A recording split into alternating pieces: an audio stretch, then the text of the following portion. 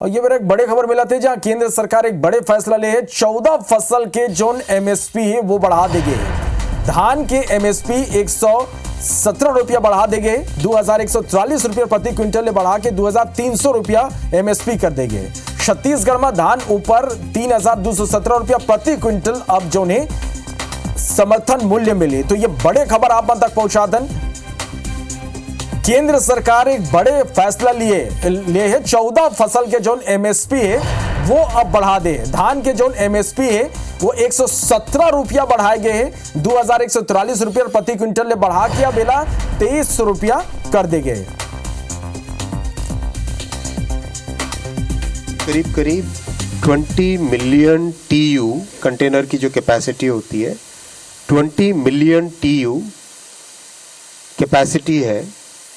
उसके कंपैरिजन में इस अकेले वधावन पोर्ट में कंटेनर की जो नई कैपेसिटी क्रिएट की जाएगी वो है 23 मिलियन टीयू कंटेनर्स। मतलब पूरे देश की जितनी कैपेसिटी है आज, उसके बराबर और उससे ज़्यादा कैपेसिटी एक अकेले वधावन पोर्ट में क्रिएट की जाएगी। बहुत ही सिग्निफिकेंट है देश की ट्रेड के लिए, एक्सपोर्ट के लिए, इंपोर्ट के लिए और देश में रोजगार की सृष्टि के लिए। ये टर्मिनल मेगा पोर्ट बनेगा। टोटल इसकी कैपेसिटी होगी 298 मिलियन टन्स। 298 million turns. इसकी एक बहुत नेचुरल एडवांटेज है। पोर्ट की सबसे बड़ी इंपॉर्टेंस होती है कितनी डेप्थ मिलती है। डेप्थ को टेक्निकल भाषा में कहते हैं ड्राफ्ट। कितना ड्राफ्ट मिलता है, यानी कितनी गहराई मिलती है। जितनी गहराई मिले उतनी बड़ी शिप उस पोर्ट में आ सकती है।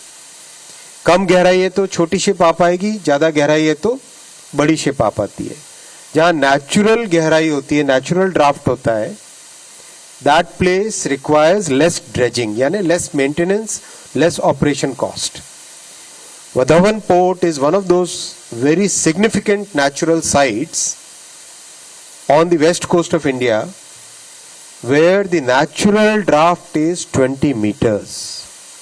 Natural draft 20 meters is a very, very significant parameter for developing a new port. One more thing I would like to emphasize is इस पोर्ट के पूरे कंस्ट्रक्शन प्रोसेस में, अप्रूवल प्रोसेस में मैसिव कंसल्टेशन हुआ है। एक स्टेक होल्डर के साथ बातचीत हुई है, उनके व्यूज लिए गए, उनके कंसर्न्स को एड्रेस किया गया है। बहुत सारे डिज़ाइन चेंजेस लोकल पॉपुलेशन की नीड्स को ध्यान में रखते हुए किए गए। जैसा आपने देखा, इंफ्रास्ट्रक्चर क्रिएट करने में केवल बात पोर्ट की नहीं रहती है, इसमें साथ ही साथ इतना बड़ा इकोनॉमिक एक्टिविटी का एक स्फेयर बन जाता है जिसमें मैन्युफैक्चरिंग, लॉजिस्टिक्स, कई तरह की एक्टिविटीज बढ़ती है। इस पोर्ट से एस्टिमेट किया जा रहा है कि करीब 12 लाख एम्प्लॉयमेंट जनरेट होगा। करीब 12 lakh employment opportunities will be created by this port. This is going to be a mega terminal and this will be an integral part of the IMEC corridor. जो इंडिया मिडिल ईस्ट कॉरिडोर है उसका एक integral part ये port होगा। इस port की railway connectivity और highway connectivity port की डिजाइन के साथ ही इंटीग्रेट की गई है।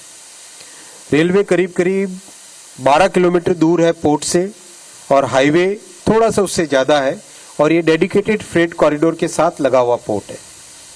सो पोर्ट का जो सबसे बड़ी एडवांटेज होती है, दो होती है। एक होती है डेप्थ, दूसरा होता है हिंटरलैंड के साथ कनेक्टिविटी। तो इसमें